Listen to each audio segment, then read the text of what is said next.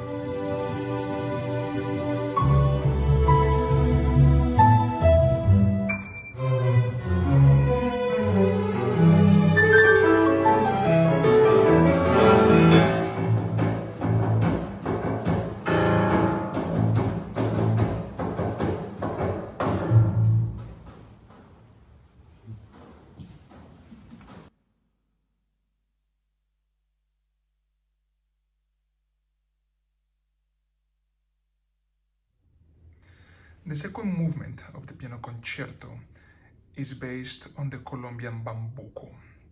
The rhythm of the bambuco is usually written in 3/4, but you may find some of them written in 6/8. I decided to use the 3/4. And the rhythm is 1 pa pa pa pa pa, 1 pa pa pa pa pa. Usually you don't get to hear the downbeat, and the rhythm is clearly written right here.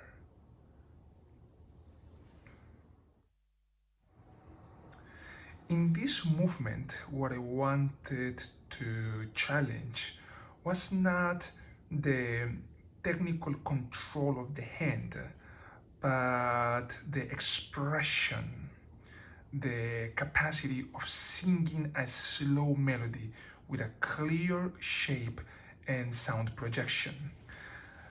The bambuco has a very slow rhythm, and the melody shows clear phrases that are very slow, and as I said before, will challenge the capacity of keeping the flow and projection of sound of the melody.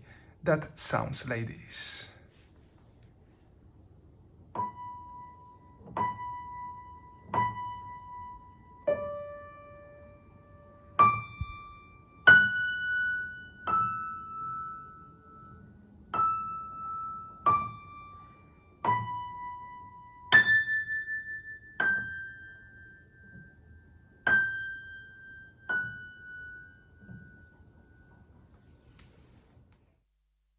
It is very important to bear in mind that having fast fingers with excellent technique is not enough.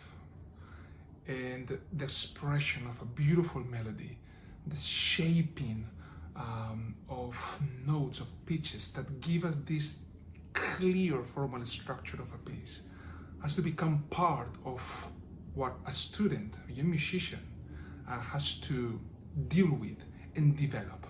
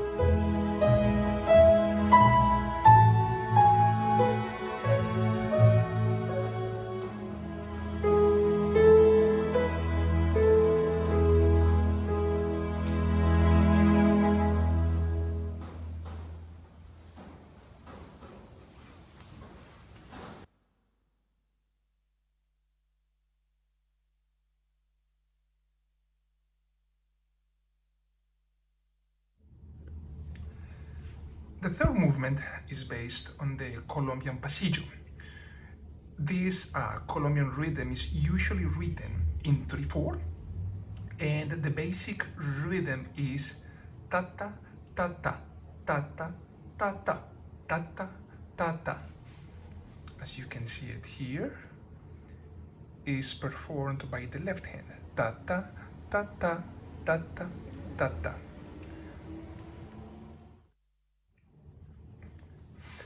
In this movement, I wanted to focus mainly on hand extension. The left hand of the pianist has very interesting moments, like in the beginning, where the hand has to open a seventh to a seventh, as we can see here, from F to E. And then from E to F again, adding a second, which is a very predominant interval in the piece, to also start introducing some dissonances to young artists. Before listening to the third movement, I want to thank Esteban Barquero and the string orchestra of Costa Rica for playing with me my concerto, and to Esteban for conducting the concerto. It was a beautiful experience to play with them. I also want to thank Agnieszka Lasko for this amazing opportunity, for the invitation to share with you my concerto and some of my thoughts and all the reasons why I wrote it, and well, all this information that I just shared with you. Thank you so much. I hope this concerto gives you some ideas about maybe what to study with our students, what to offer them. And one thing that I want to say is that I'm not the only one doing this research and trying to combine rhythms, colors, techniques for our students. I'm happy to see that thanks to this concerto, I got to know other composers and teachers concerned about the growth, the musical growth of our students.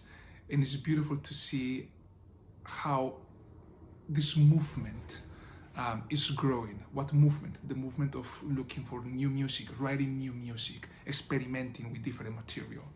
So thank you so much, and well, let's enjoy the third movement. Thank you. God bless you.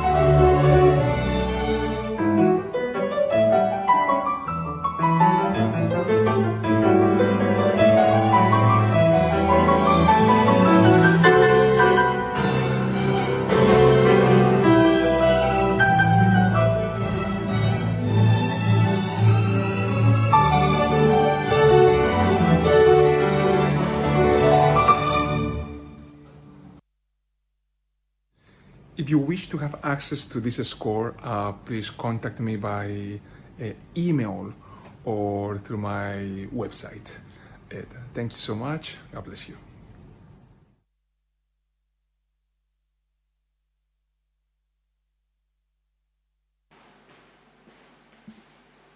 Thank you, Christian, for your wonderful music and great performance. We truly enjoyed that.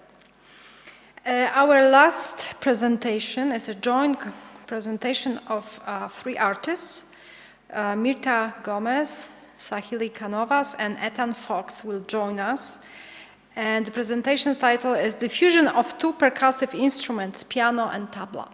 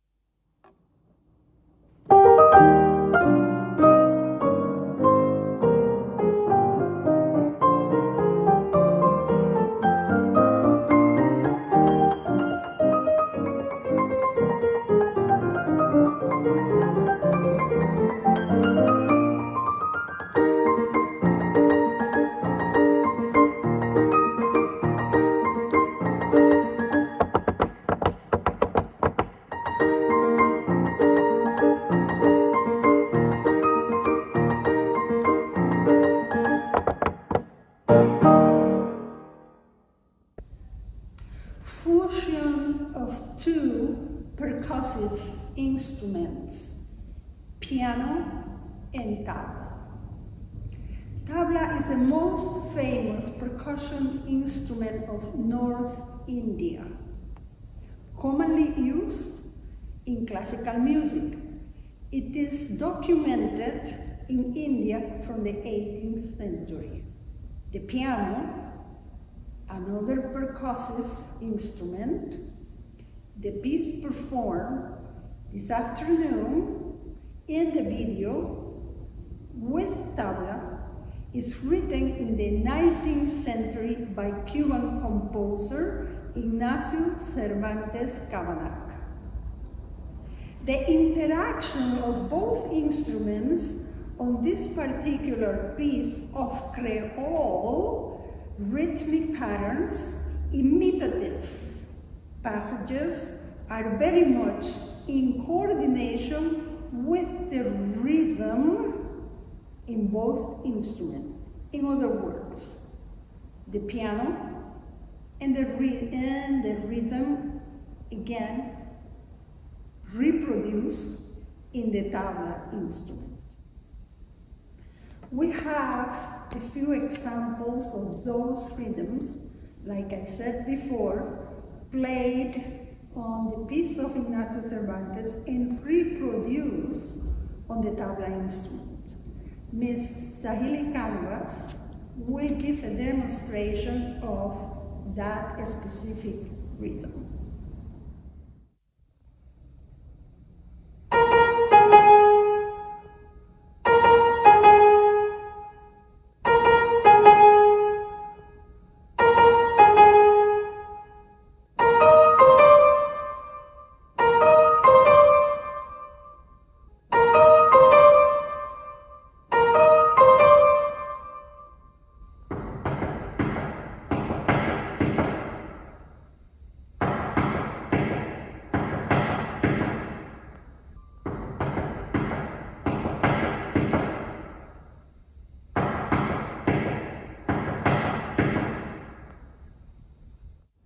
You all heard Ms. Canovas giving a demonstration of the rhythm, though with a small difference on the tabla instrument, which is very noticeable. The first 2 notes of the group of 3 notes are very much accentuating on the first 2, ta-ta, ta-ta. While in the piano part, it is played simply as written by the composer, no accent. This rhythmic pattern closely resembling each other and fusing together rhythmically. Both instruments blending in a rhythmic manner to form a single entity into a larger unit, even though there is only one rhythmic pattern with common ground. Thank you to Ethan Fox for collaborating with us on Taula. Thank you to Anna Kijanowska and Agnieszka Lasko for inviting us to participate in this project. Enjoy.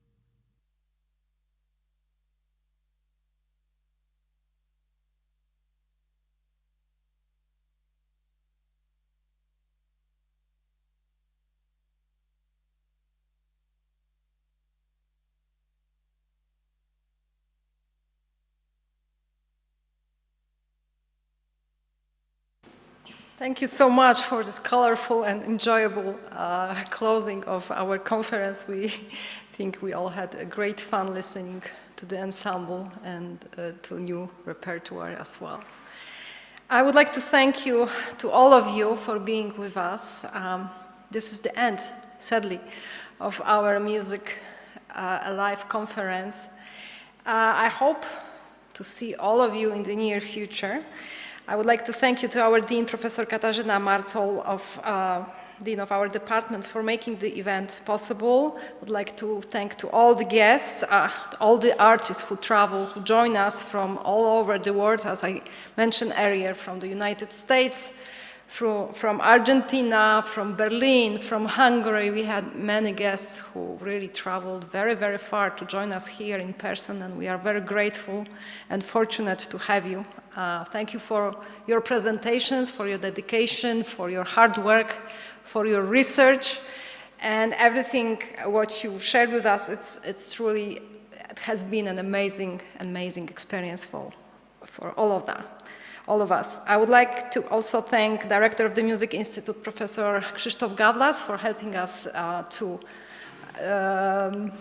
to put the microphones and help us with the system, and of course our recording team who came to make this transmission happen online. They came especially for that from different cities, from Katowice. They joined us from University of Silesia in Katowice. So we are all very grateful, and of course I would like to thank you, my partner Agnieszka Lasko, Managing Director, with whom we created this conference, and to other Music Alive initiative. So I hope, and I would like to invite you right now for our next initiative, Music Alive, and I wish you all best of luck, and thank you so much again for everything. Thank you.